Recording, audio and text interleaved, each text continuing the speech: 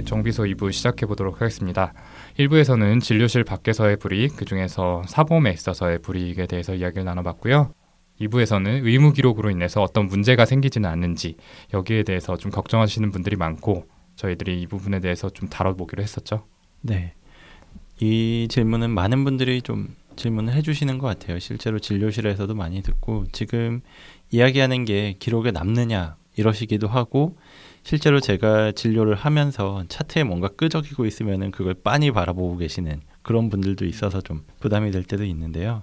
앞에 1부에서 저희가 F코드라는 이야기를 몇 번 드린 걸 들으셨을 거예요. 이 정신과 관련된 거의 모든 진단들은 F코드라는 게 붙는데 이 F코드가 들어간 게 통틀어서 어떤 불이익을 받는 거 아니냐, 뭐 보험에서 불이익을 주는 거 아니냐, 아니면 회사에서 볼 수 있는 거 아니냐, 보험공단에선 볼 수 있지 않느냐 이런 질문들을 하시면서 네, 많이들 하시죠. 그 F코드에 대한 거부감을 많이 표현을 하세요.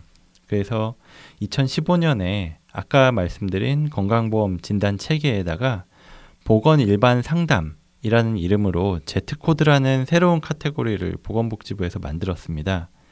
이거는 정신과에 가서 약물을 처방받지 않고 상담만 받는 경우에 기록에 남지 않으니까 걱정 말고 진료 보라는 취지로 만든 건데요. 이게 처음에 만들어진 취지가 정신과 이용에 대한 부정적인 시선이나 사회적 낙인을 일부 해소해서 적기에 전문 서비스를 받을 수 있도록 유도하기 위한다. 이런 목적으로 시행이 됐는데 근데 실제로는 얼마나 이게 도움이 될지는 잘 모르겠어요. 이 이야기를 진료실에서 들어본 적은 아직까지 한 번도 없었고 이 코드를 제가 직접 입력하는 경우도 전체 초진의 한 10분의 1 정도 될까 말까 한 것 같았거든요. 왜냐면 진료실까지 오신 분 중에서 정말 그냥 건강 상담, 수준의 상담을 원해서 오신 경우는 거의 없기도 했고 정말 많이 힘들어진 다음에 오신 분들이 대부분이었기 때문에 약물 처방 없이 상담만으로 끝나는 경우는 많지 않았었거든요. 이걸 다시 정리해서 말하자면 이 Z코드라는 진단명이 있다는 것이 정말로 치료가 필요한 분들에게 정신과 내원의 문턱을 낮춰주지는 않았다라고 저는 좀 생각을 해요. 네, 그런데 진료 보다 보면은 젊은 분들은 언론이나 인터넷 통해서 정보를 접하셔서 그런지 처음 진료를 받으러 오셨을 때 간혹 F코드 진단 안 놓고 치료받을 수 있는지 이렇게 물어보시기는 해요. 아마도 좀 취업을 걱정해서 그럴 거라는 생각이 드는데요. 나중에 정신과 진료 기록을 제출하라고 요구를 받거나 또 조회당해서 불이익을 받지 않을까 이런 생각을 하면서 좀 걱정을 하시죠. 네, 저도 그런 분들을 많이 뵀던 것 같은데요. 근데 방금 말했듯이 면담을 해보면 약물 처방이 필요한 경우가 많아요. 그래서 그럴 때는 환자하고 보호자분한테 이 진단명을 넣고 필요한 약물 치료를 받으시길 권유를 드리고 이와 관련해서 취업에 대해서는 걱정을 크게 하지 않아도 된다라고 설명을 드리곤 했어요. 네. 꼭 말씀드리고 싶은 게 보험사에서 국민건강보험의 진단 내역을 요구하는 거하고는 다르게 취업 과정에서 의무 기록을 조회받거나 혹은 뭐 치료 내역을 밝히도록 그런 요구를 할 수 없게 돼 있어요. 일단 의무 기록이 어떻게 보관되는지에 대해서 좀 말씀드려야 될 텐데요. 예전에는 진료실에서 의사들이 다 손으로 쓰던 게 이제 컴퓨터로 전자 차팅을 하니까 환자분들께서 더 걱정하시는 면들도 있는 것 같아요. 다른 데서도 쉽게 접속해서 볼 수 있는 것 아니냐. 마치 이제 병원이 있는 곳에서는 병원에 있는 모든 컴퓨터는 다 이제 공용의 시스템에 접속을 해서 볼 수 있을 것 같다 이렇게 생각하시던 분들이 계시던데요. 근데 이제 병원들의 의무 기록 시스템이 통합되어 있는 게 아니고 다 별개예요. 그리고 그 기록한 의사만 볼 수 있고요. 뭐 대학병원 같이 많은 의사들이 근무하는 곳은 이제 그 해당 과의 의사들만이 볼 수 있거든요. 그러니까 저희 정신과 환자분의 진료 기록 같은 경우는 저희 정신과 의사들만 볼 수 있게 돼 있고 저희가 나온 그 대학병원 같은 경우에는 자기가 진료하지 않은 분 기록을 보려면 저희도 그 사유를 일일이 다 입력을 해야 되고 그거를 병원 의무기록팀에서 다 걸러요. 그러니까 얼토당토하는 이유로 다른 환자분의 뭐 기록을 까보거나 이런 거는 다 통제가 되어 있고요. 뭐 다른 병원 그리고 뭐 국가기관 심지어 회사 그런 곳에서는 당연히 다 못 보죠. 방법이 없어요. 병원에서 보관하는 의무기록의 조회는 반드시 환자분 본인 스스로의 신청이 필요하고 본인이 못 가는 피치 못할 경우에도 보호자분들이 동의하고 본인의 자필 동의서를 받아와야만 그 의무기록을 떼줄 수 있게 돼 있기 때문에 그 치료력을 회사 같은 곳에 밝히지 않아도 문제될 것이 없어요. 저는 환자분들께서 처음에 오셨을 때 이런 뭐 기록 남는 것 때문에 취직에 불이익 받을까 걱정된다 말씀하시면은 지금 그 환자분께서 앞으로 국정원이나 청와대에 근무하실 게 아니면 진료 보시는 거 아무 상관없다 이렇게 말씀드리곤 하거든요. 혹시나 지금 들으시는 분 중에 뭐 취업 과정 중에서 내가 의무 기록을 요구받아서 불이익을 당했다 하시는 분들은 뭐 국민신문고에 민원을 쓰시는 걸 추천을 드리고 싶네요. 네, 법적으로 처벌받도록 되어 있기 때문에 의료기관에서 결코 타인에게 공개하는 일은 없다는 거 말씀드리고 싶고요. 요즘 채용 과정에서 학력 공개조차 요구하지 않는다고 한다는데 질환에 대한 정보는 더더욱 보호받아야 된다는 생각입니다. 실제로도 이것 때문에 취업에서 곤란을 겪었다는 환자분은 아직 보지를 못했어요. 다만 아까 지용이 형이 말한 특수한 직업들이나 또는 여객기 조종사처럼 여러 사람의 신변에 중대한 영향을 미칠 수 있는 직업의 경우는 예외적으로 다르다고 할 수 있겠죠. 2년 전에 독일에서 우울증 병력이 있는 조종사가 비행기를 추락시켜서 탑승객 150명이 사망한 일이 있었던 거 기억하시는 분들이 계실 텐데 이때부터 우리나라에서도 파일럿들의 정신질환에 대한 평가와 관리를 국가에서 직접 하고 있다고 합니다. 네, 저는 지금 생각이 나는 게 이전에 경찰 채용 면접에 들어갈 일이 있었는데 굉장히 인상적인 지원자가 있었어요. 이분이 어릴 때 교통사고를 당해서 불안이나 공황 발작으로 치료받았다고 하시면서 지금은 많이 호전이 돼서 지금 상태는 안정적이라는 주치의 소견서를 들고 오셨더라고요. 이런 면접에서 뭐 보통 본인의 약점이나 뭐 단점에 대해서는 뭐 자소서에 상투적인 내용만 써놓지 구체적이지는 않고 물어봐도 별다른 대답을 안 하는 경우가 많은데 이분은 당락에 어쩌면 결정적으로 좀 마이너스 요소가 될 수도 있는 정신과 치료력을 누가 먼저 묻지도 않았는데 이야기를 한 거예요. 그렇네요. 게다가 기록만 들고 온 것도 아니고 면접에서도 자기가 증상 때문에 오랫동안 위축돼서 지냈는데 이런 노력과 치료를 통해서 많이 극복을 했다. 아직은 이런 점이 부족하지만 노력 중이다. 이런 얘기를 차분하게 해서 면접관들 모두가 처음엔 좀 의외로 생각을 하다가 상당히 좋은 평가를 내린 적이 있었거든요. 그래서 어떤 분이 저한테 그래도 정신과 약을 먹었던 건데 괜찮겠냐? 뭐 이렇게 물어보셔가지고 의사들도 정신과 약 먹는 사람들이 있다. 우리가 방금 면접에서 보고 들은 것처럼 이렇게 회복 탄력성이 좋은 친구라면 문제 없을 거다. 이렇게 이야기를 했죠. 결국 지금 그 사람의 심리적인 상태, 뭐 인지 기능이 직무를 수행하는 데 적합한지가 중요하기 때문에 이걸 평가하는 거지 과거에 진료를 받은 적이 있냐 이게 문제가 될 수는 없어요. 그런 점에서 생각하면 취업을 원한다면 오히려 치료를 적극적으로 받는 게 나을 수가 있죠. 되게 인상적인 경험이네요. 그리고 앞서 희우가 Z코드로 상담을 받는 게 가능하다는 이야기를 이제 드렸는데요. 이와 비슷하게 아예 건강보험공단에는 기록이 남지 않게 진료 비용 전부를 본인이 부담하고 비보험으로 진료를 받는 방법이 있긴 있어요. 실제로 이렇게 해달라고 하시는 분들이 종종 있기도 하고요. 근데 사실 이거는 대책이라고 보기 힘들고 일종의 편법이죠. 비보험이면 진료 비용도 굉장히 비싸고요. 그렇죠. 이게 진료 비용이 건강보험을 적용을 했을 때보다 한 2배에서 3배 정도 비싼 걸로 알고 있는데요. 뭐 한두 번이면 모를까 치료가 길어지면 아무래도 비용 부담이 크니까 경제적으로 정말 여유가 있는 분들이 아니면은 계속 유지하기를 힘들어 하시더라고요. 네, 맞아요. 이 정신과 진료 기록에 대한 걱정 때문에 어떤 대안으로 우울증이나 불면증이 있으신 분들이 가정의학과나 내과에 가서 약을 처방받아서 복용하시는 경우가 있기도 해요. 그런데 이 항우울제 같은 경우에는 지금은 타과에서 60일 이상은 처방이 안 되게 돼 있죠. 이 처방권 제한을 없애는 문제로 지금도 정신과 학회와 타과 학회 간에 계속 논쟁을 벌이고 있는데요. 이 다른 과 쪽에서는 치료의 전문성도 중요하지만 사회적 낙인 때문에 정신과에 가지 못하고 있는 환자들에게 치료의 기회를 줘야 한다. 이런 논리로 과에 따라 제한 없는 처방을 주장을 하고 있어요. 그런데 정신과에 대한 터부가 여전히 심한 지금 상황에서 처방권 제한을 풀면은 정말 많은 분들이 정신과가 아닌 다른 과에 가서 진료를 보고 약을 받으시게 될 거라는 생각이 들거든요. 그 중에는 뭐 물론 증상이 가볍거나 처음에 복용한 약이 잘 듣는 일부 환자분들의 경우에 잘 지내실 수도 있겠죠.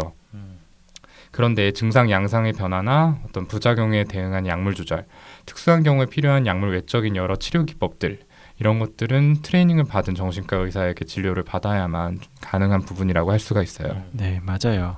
불면증 같은 경우를 생각을 해보면 뭐 다른 과에서 잠 못 잔다고 하면 일률적으로 졸피뎀이라는 약 그것만 처방을 받아드시다가 부작용이나 아니면 의존이 생겨서 고생하시는 분들을 많이 봤어요. 이게 뭐 약물 주제 때도 말씀드렸듯이 불면 양상에 맞춰서 쓸 수 있는 약이 가지수가 여러 가지가 되는데 외래나 병실에서 수많은 불면증 환자들을 보면서 이 약들의 효과와 부작용을 잘 아는 정신과 의사한테 진료를 받았다면 그런 고생을 좀 덜 하셨을 것 같아요. 근데 이게 자칫 잘못하면 저희 정신과 의사의 뭐 밥그릇 문제, 이익이라는 측면으로 보일 수도 있겠는데 그러지 않고 실제로 사회적 낙인이 심해서 치료를 못 받는 사람이 많은 지금 상황에선 오히려 정신과에 가야지만 받을 수 있는 치료가 있다라는 점을 강조하는 메시지나 정책이 우리 사회 정신보건을 위해서 꼭 필요할 것 같아요. 네, 그렇죠. 뭐 저도 사실 고혈압 약을 어느 정도는 처방할 수 있거든요. 뭐 여러 가지 약 다 처방할 수 있죠. 뭐 내과 쪽 그리고 뭐 외과 쪽 다 처방할 수 있는데 솔직히 약간만 더 전문적으로 들어가면 이제 막히게 돼요. 아, 이런 경우는 어떻게 해야 되지? 막 이러면서. 그렇죠. 네. 왜냐하면 그 방면에 대한 제 지식은 뭐 내과 전문의 선생님들과의 지식과는 비교할 수 없을 정도로 얕거든요. 그런데 이제 그 정신과 약들도 정말 함부로 처방해서는 안 되는 약들이에요. 부작용도 심한 것들도 많고. 정신과 진단은 어떤 검사 결과로 쉽게 알 수 있는 것이 아니라 이제 정신과 의사의 면담에 의해서 내리는 것이기 때문에 함부로 진단을 내리고 약 처방했다가는 진짜 큰일 날 수가 있거든요. 뭐 예를 들어 보자면 이렇게 우울하다며 처음 진료 오신 분들이 다 우울증이 아니에요, 당연히. 거기는 우울증 환자분도 있을 수 있고 뭐 조울증 환자분도 있을 수 있는데 우울하다고 와서 우울증 약을 처방했다가 알고 보니까 진단이 조울증인 경우에는 오히려 약 때문에 조증 증상이 심각하게 발생할 수 있거든요. 솔직히 제 친구들 중에 내과 의사들이 정말 많이 있지만 걔네들 중에 우울증 환자분과 조울증 환자분의 우울한 상태 이 두 개를 구분할 수 있는 사람은 당연히 한 명도 없을 거라고 저는 생각을 하거든요. 네, 맞습니다. 마지막으로 보험 가입이나 보상 과정에서 이러한 보험사의 부당한 횡포를 만나게 되면은 어떻게 대처해야 될지에 대한 가이드라인이 있는데요. 2010년에 대한신경정신의학회에서 배포한 내용입니다. 주요 내용을 지금 좀 간단히 말씀드리면 가입을 원했는데 거절됐다는 사실을 보험사에게 확인받고 거절된 이유에 대한 공식적인 답변을 요구해라. 또 답변을 거절할 경우에는 직접 그 내용을 문서로 남겨라. 그리고 관계기관에 민원 제기, 분쟁 상담을 신청해라 입니다. 관계기관은 국가인권위원회, 금융민원센터, 보험소비자연맹 등이 있겠네요. 한번 읽어보시면 좋겠다 싶어서 저희가 이 대처 요령이 담긴 본문을 후기 게시판에 올릴 테니까 참고해보시면 좋을 것 같아요. 네, 그 민원 제기를 통해서 보험 가입 거절이 시정된 사례도 있다고 하니까 혹시 이런 상황이 생기면 적극적으로 대처하시면 좋을 것 같아요. 저희가 앞에서 정신과 진료를 고민하는 분들에게 뭐 취업 관련해서는 어떤 불이익을 걱정할 필요가 거의 없다고 했었죠. 그런데 이 민간보험의 문제에서는 결국 지금으로선 뭐 불이익이나 불편을 겪을 가능성이 꽤 높다고 볼 수 있는데 불법이긴 하지만 이런 걱정 때문에 정신과 진료를 처음 보는 것 자체를 망설이고 계신 분들이 많으시잖아요. 예, 이런 분들께는 저희가 어떤 조언을 드릴 수 있을까요? 네, 저라면 이전에 약물 주제 방송 때 저희가 드린 이야기가 있었어요. 약을 먹지 않아 지금 있는 증상이 낫지 않고 점점 심해지면서 겪을 고통하고 약물 치료를 시작해서 혹시 부작용 때문에 더 힘들어질 경우의 괴로움, 이걸 비교한다면 이런 걱정을 하시는 분들 대다수는 사실 고민할 거 없이 약을 드시는 게 맞다, 이런 내용이 있었죠.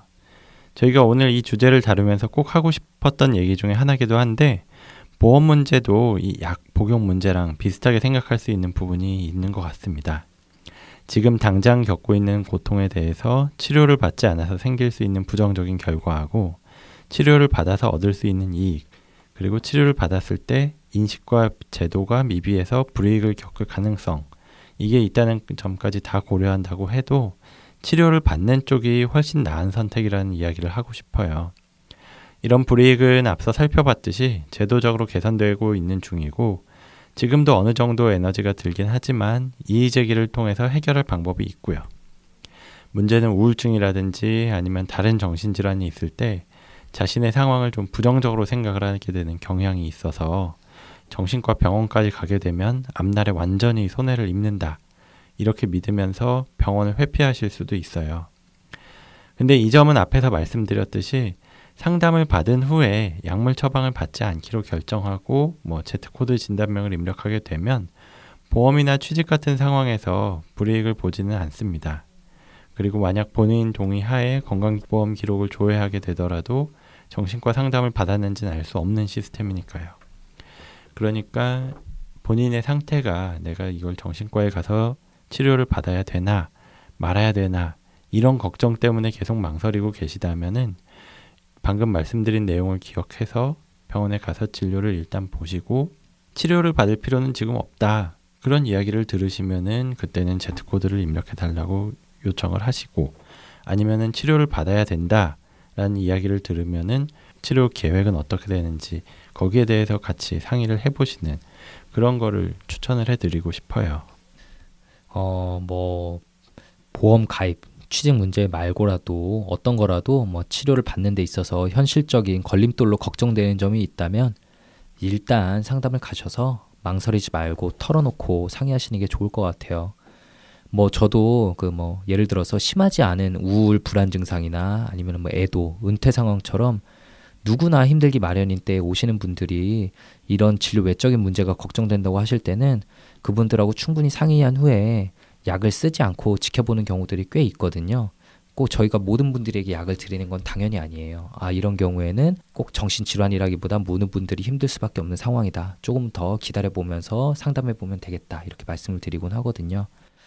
대부분의 정신과 의사들이 이런 고민에 대해서 좀 많이 생각을 해봤기 때문에 찾아오시는 분들 각각의 상태에 맞는 현실적인 조언을 드릴 거라고 봅니다. 그걸 듣고 환자분 본인께서 결정을 하시되 방금 윤희훈 선생님이 말한 대로 치료를 받지 않았을 때 겪을 수도 있는 더 큰 어려움을 꼭 고려하시면서 결정하면 제일 좋을 것 같아요. 네, 맞아요. 이건 좀 다른 얘기인데 아까 다른 과에서의 정신과 약물 치료에 대해서 이야기를 했는데 사실 정신과에 가봤지만 면담도 짧게 하고 무조건 약을 줘서 좀 실망했다라는 분들이 많이 계세요. 특히 대학병원 외래 같은 경우가 좀 많이 그런데 이 메일 사연으로도 그런 경험을 말씀하시는 분들이 제법 있거든요.